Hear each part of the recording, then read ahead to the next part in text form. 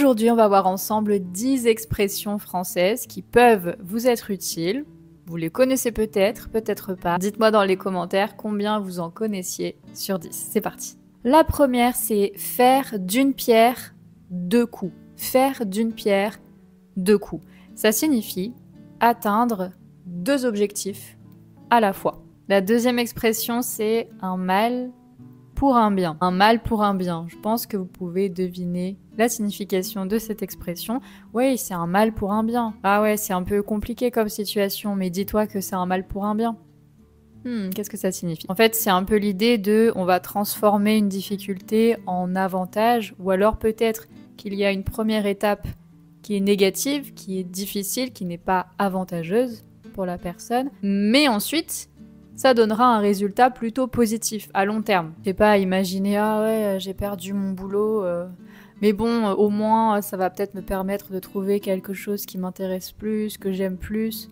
Oui, bon, c'est compliqué, c'est un mal pour un bien. C'est peut-être pas un bon exemple, mais vous comprenez l'idée. Troisième expression, allier l'utile à l'agréable. Allier l'utile à l'agréable. Pareil, je pense que vous pouvez deviner. Donc en fait là, c'est quand on va profiter d'une situation pour avoir à la fois quelque chose de pratique et de sympa, d'agréable. Donc allier l'utile et l'agréable, ça veut dire ah, je fais quelque chose qui est utile et en même temps j'aime bien, donc j'allie l'utile à l'agréable, c'est cool. Quatrième expression, donner le bâton pour se faire battre. Donner le bâton pour se faire battre. Là, c'est comme si on donnait toutes les armes nécessaires à quelqu'un pour nous punir, pour nous blâmer, pour se moquer de nous, par exemple. Donc si on donne le bâton pour se faire battre, c'est un peu ouais, vas-y. Je te dis quelque chose qui va te permettre de réagir, de me répondre et donc d'être négative comme situation pour moi. Ne pas perdre une miette. Une miette. Donc une miette, on peut penser à une miette de pain. Par exemple, un petit truc là, une miette de pain. Ne pas perdre une miette, ne pas en perdre une miette. Ça signifie qu'on va profiter au maximum d'une situation. Par exemple, on va regarder un match et on va jamais cligner des yeux, toujours être très concentré. Donc je veux pas en perdre une miette. Je veux tout voir. Je veux vraiment profiter au maximum. Avoir le beurre et l'argent du beurre. Ok. Avoir le beurre et l'argent du beurre. Là, c'est l'idée qu'on veut tout. On veut tout obtenir sans rien sacrifier. Donc je veux l'argent. Enfin non, oui.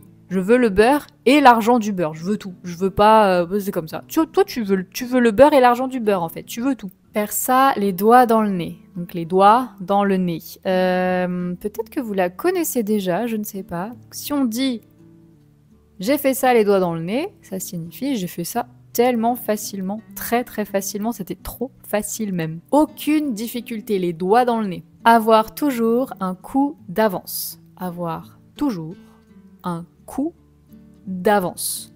D'avance, très important comme mot. Donc là, c'est un peu l'idée qu'on est plus intelligent, plus malin que les autres, qu'on prévoit à l'avance ce qui va se passer et ce qu'on peut faire.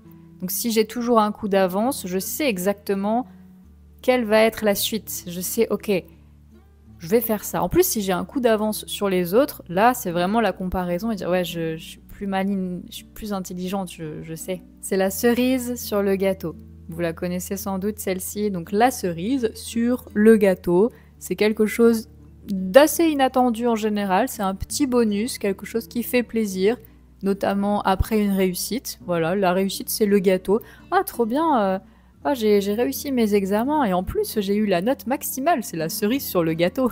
La 10e expression pour aujourd'hui, la dernière, tourner sa langue 7 fois dans sa bouche. C'est un peu bizarre comme expression, comme image. Tourner sa langue 7 fois dans sa bouche. Ça signifie qu'on va réfléchir avant de parler. On va pas dire n'importe quoi. On va pas dire tout ce qu'on pense. Donc on tourne 7 fois sa langue dans sa bouche. Et après, on dit peut-être si c'est une bonne idée, on va dire ce qu'on pense. Si c'est pas une bonne idée, on se tait. C'est l'idée. J'espère que ces 10 petites expressions vous auront plu, que vous en avez appris de nouvelles. Dites-moi dans les commentaires combien vous en connaissiez. Et en attendant, je vous dis à très bientôt pour une prochaine vidéo.